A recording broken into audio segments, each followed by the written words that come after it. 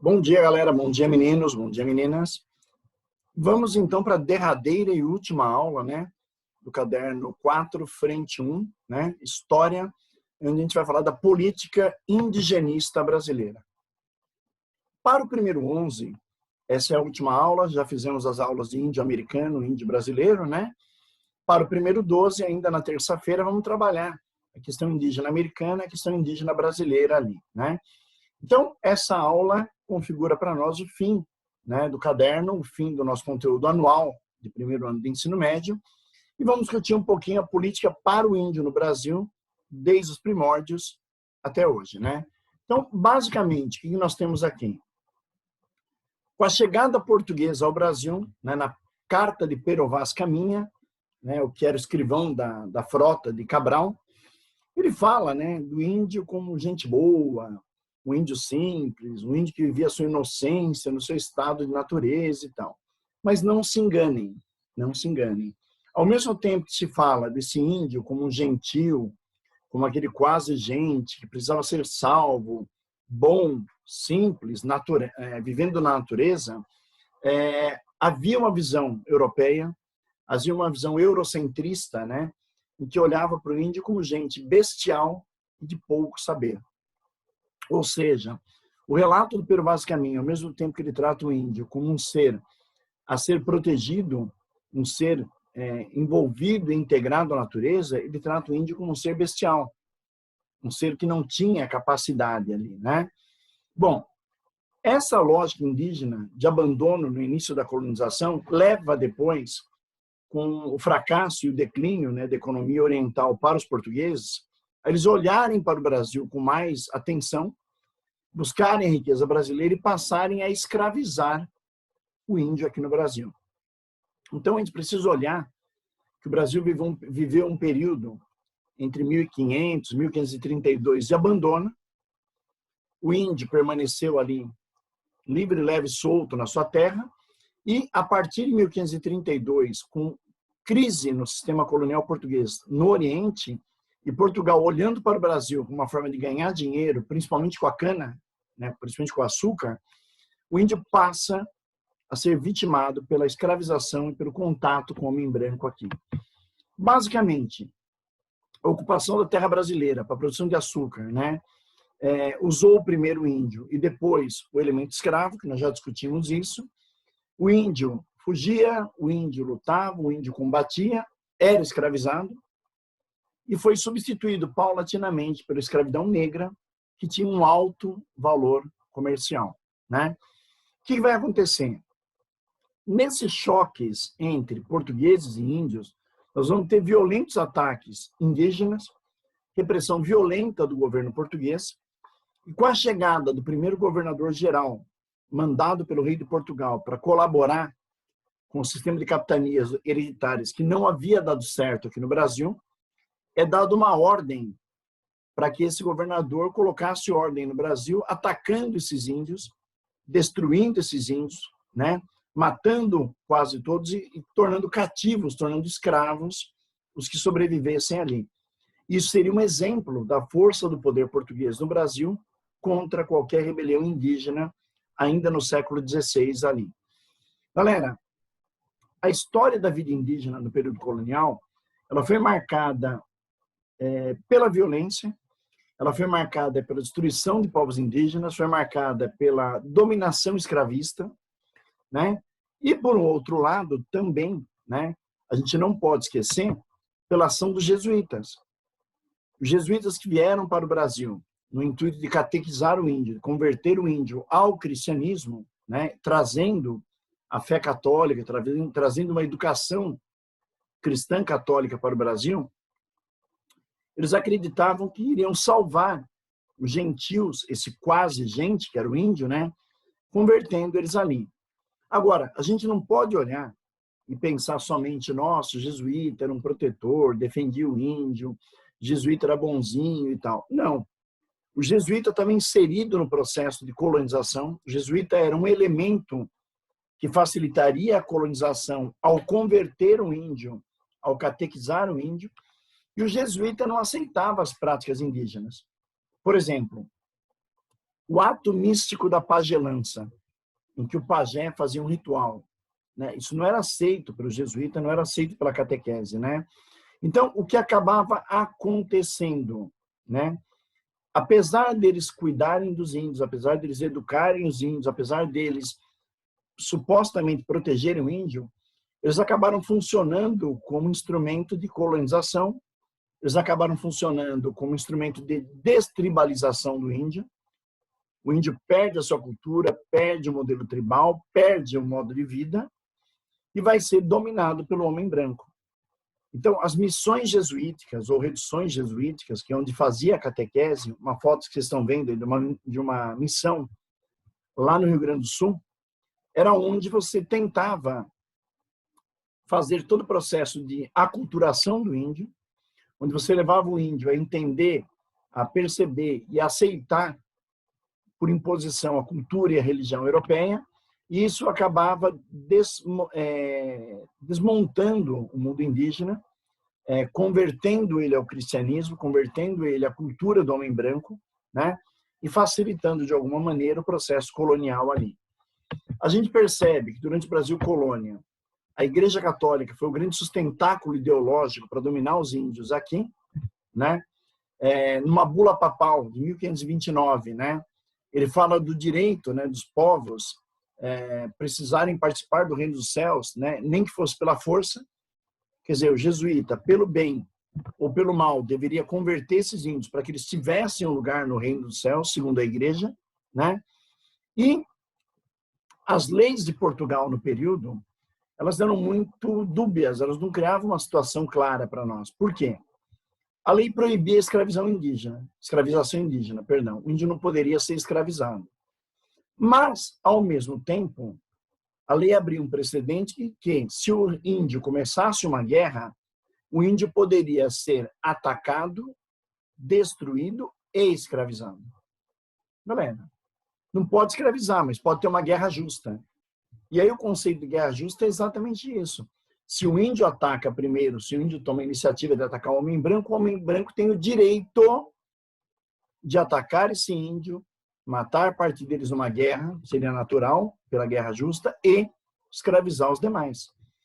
Então, é importante entender que Portugal cria uma lei que ela fala, ó, não tem escravidão, mas pode ter se o índio atacar.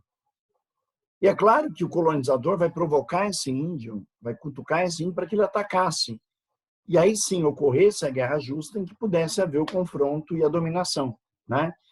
No século XVII, né, época do auge do barroco aqui no Brasil, né, 17 para 18 ali, os jesuítas recebem do rei de Portugal o poder espiritual e o poder político para dominar os indígenas. E no século XVIII, a partir do pensamento iluminista, o Marquês de Pombal, que é o ministro do rei de Portugal, de Dom José, e que era um iluminista dentro de um governo absolutista, ou seja, ele era um déspota esclarecido, o Marquês de Pombal determina que a Igreja Católica não pode mais educar índio, que a Igreja Católica estaria sendo expulsa, os jesuítas estariam sendo expulsos do Brasil, né? E, de certa maneira, ele coloca uma educação laica, uma educação sem a fé, sem a religião, obrigando o ensino do português aos índios, estimulando casamentos entre brancos e índios, né? E falando que o índio tinha uma liberdade, ele manteria uma liberdade. O Pombal teve as leis dele feitas ali no século XVIII, depois revogadas pela rainha Dona Maria I, a Louca, rainha de Portugal, que acabou, né, revogando as leis do Pombal, e o princípio de guerra justa volta a acontecer. Ou seja, tudo que foi concebido pelo Pombal para tornar o índio um elemento dentro do conceito iluminista, um índio educado numa escola laica, um índio casando com homem branco, um índio tendo liberdade, a Dona Maria I, rainha de Portugal, ela tira isso, trazendo de volta o conceito de guerra justa e trazendo de volta a ideia que o índio poderia ser o quê? Morto ou aprisionado se ele causasse problemas iniciando uma guerra. Então, é muito contraditório o que Portugal faz, né, durante o período colonial brasileiro. Bom, durante o nosso império, Pedro I, né, no primeiro momento, depois Pedro II, O José Bonifácio, que foi o patriarca da nossa independência, que foi um dos líderes da independência, coloca que o índio deveria, como qualquer cidadão, participar da nova nação. Numa lei de 1831, é estabelecido que o índio é considerado um órfão e que deve ser tutelado por juízes de paz. Ou seja, o índio é como um filho sem pai, um filho sem mãe. E que o Estado controlaria, cuidaria desse índio nessa orfandade do índio ali.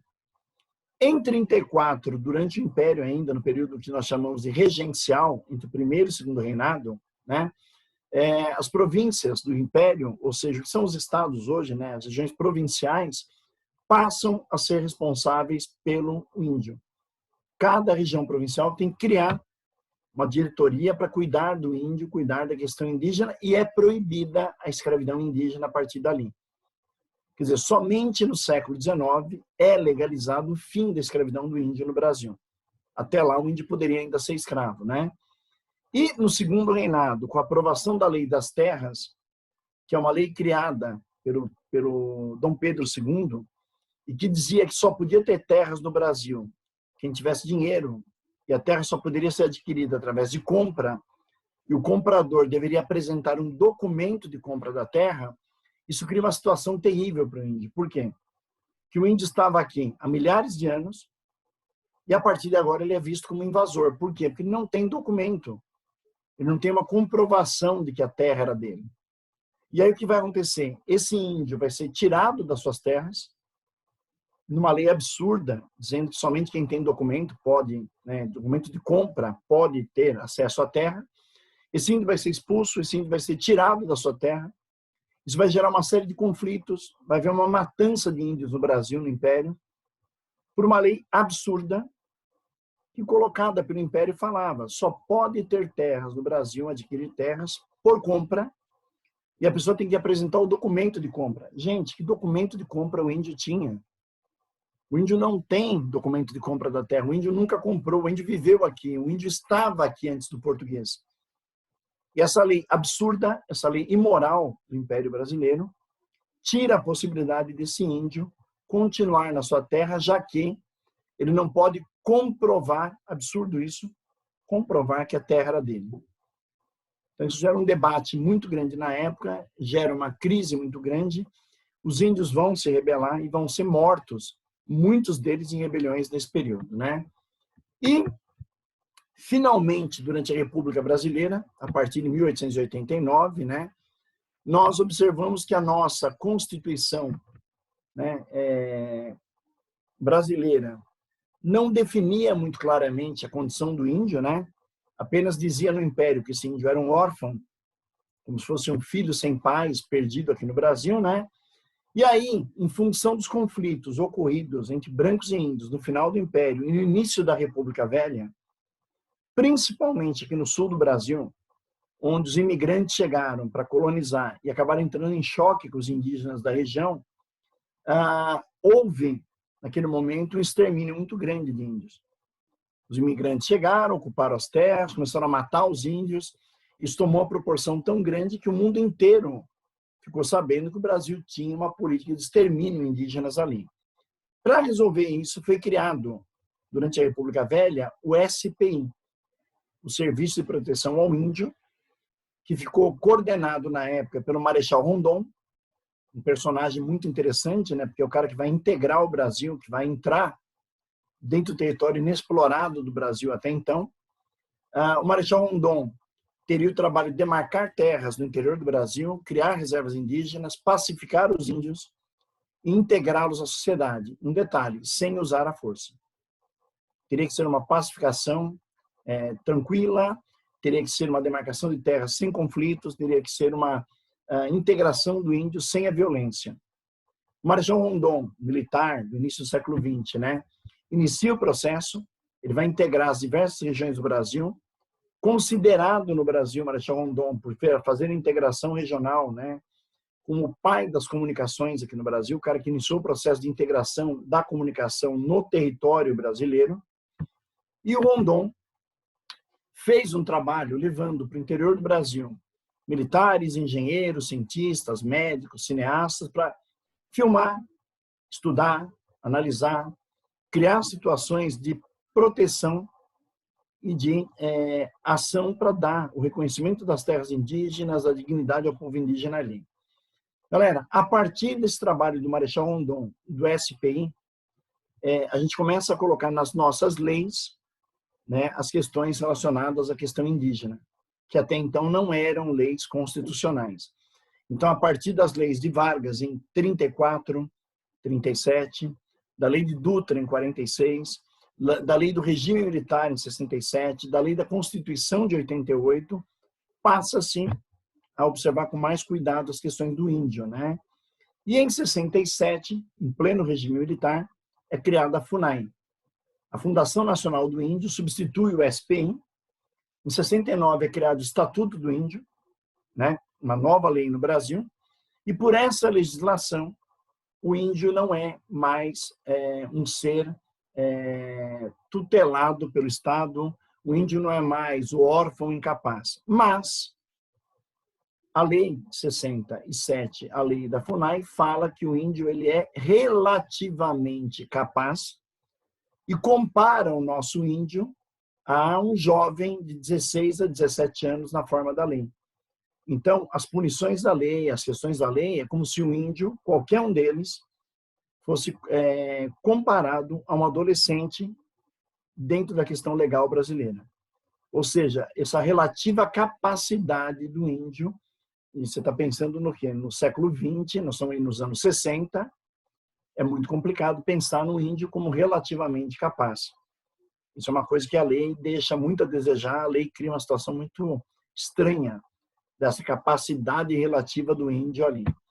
E, finalmente, né, a FUNAI, principalmente a partir da Constituição de 88, né, a FUNAI deveria proteger, desenvolver programas de integração do índio à sociedade, né? Os indígenas, né, hoje não se colocam mais numa atitude passiva, não aceitam mais as leis que eram impostas a ele e começam a lutar por questões relativas à sua terra, relativas ao modo de vida, relativas à sua sobrevivência.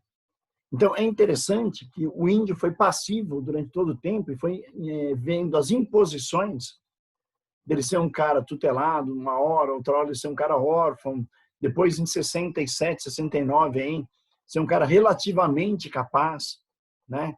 Então, a gente começa a observar que esse índio vai lutar.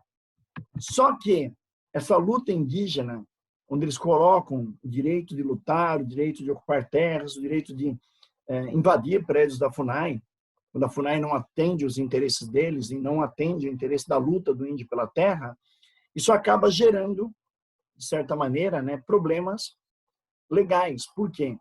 Porque a Constituição nossa de 88, ela deixa claro que quem tem que resolver o problema indígena e a única pessoa capaz de legislar sobre a questão do índio é a União, é o Estado brasileiro. E o índio fazendo a luta, o índio fazendo essa luta própria pelo direito, essa luta própria contra o genocídio indígena, contra a perda de terras e tudo mais, ele estaria, de certa maneira, indo contra a Constituição, quando a Constituição fala que a União deve legislar. E aí vai a nossa crítica, né? A União deveria legislar, mas não legisla. A União deveria cuidar, mas não cuida. Então, o índio fica à mercê de um Estado que é inoperante, que criou regras, que acabou gerando crise, que deu documentos de terra, lá na Lei das Terras do Império, para pessoas que foram ocupar terras indígenas, e o próprio Estado brasileiro é culpado pela situação do índio. Ou seja, o fato do Estado ter criado leis onde poceiros, onde latifundiários, onde mineradores ocuparam terras indígenas com documento, gerou uma briga muito interessante, por quê? Porque o índio tem a questão antropológica, o índio tem a questão sociológica. O índio está na terra há milhares de anos. Ele enfrenta uma disputa com pessoas que têm documentos dados pelo próprio governo, cedendo terras a essas pessoas, né, principalmente a partir daquela lei das terras do Império, né, onde a pessoa comprava terras, né, e que o índio tem que provar. É absurdo isso. O índio tem que provar que ele viveu aqui. O índio tem que provar que ele tem a necessidade de estar naquele território, porque é o seu território milenar. Então, hoje nós vemos muitos promotores de justiça brigando contra fazendeiros, contra mineradores. Por quê? Porque esses caras têm um documento dado pelo Estado, mas o índio tem a história, né, a visão antropológica, sociológica de ter vivido ali por milhares de anos. Essa é uma briga que não acaba, essa é uma briga que leva a centenas de mortes indígenas todo ano centenas de índios são assassinados no Brasil, e a FUNAI inoperante, a FUNAI sem conseguir resolver o problema, o Ministério Público lutando pelo direito e reivindicando as terras, as reservas indígenas, e os donos de terras, fazendeiros, poceiros, os mineradores, mostrando documentos de décadas, né, séculos já, que eles são donos da terra, porque eles compraram aquilo e a lei permite. Galera, é um problema muito grande, é um problema sem solução até então, porque é um debate entre os que têm documentos sobre a terra e o índio que tem que provar a sua existência, a sua história, a sua origem, para poder continuar vivendo naquela terra. Então, é uma questão que nós devemos estudar com bastante curiosidade, analisarmos com muito interesse, olharmos documentários que mostram a questão indígena no Brasil e lembrar que o que foi feito com o índio no Brasil, do período colonial até hoje, foi um genocídio. Foi a morte de uma civilização, né, de civilizações, na verdade, inteiras, que foram dizimadas pela ação do homem branco desde a chegada de Cabral até os dias de hoje. E que vem piorando muito, muito, muito nas últimas décadas, né? Nós vemos uma piora muito grande na situação de vida do índio, né? E eu quero que vocês pensem em uma coisa importante. Imaginem hoje esse índio com todo o problema da terra, todo o problema da lei, né? Vivendo ainda a questão da pandemia, onde esse índio tem, pelo seu próprio isolamento, tem menos imunidade e acaba sendo mais vitimado por uma pandemia, e vendo a questão dos incêndios florestais destruindo as terras indígenas, de onde sai a sua sobrevivência, de onde sai o seu modo de vida. Então, o ano 2020 para o índio é um ano especialmente trágico. Terras queimadas, epidemias levadas pelo homem branco, a luta pela terra continua e o governo e a FUNAI nada fazem. Tá? Então, acho que é isso que a gente precisava discutir e lembrar um pouquinho sobre a questão indígena brasileira. Tá bom, galera? Obrigado pela atenção de vocês, obrigado por participarem, assistirem essa aula e estamos juntos aí no segundo ano, tá bom? Obrigadão, gente. Valeu.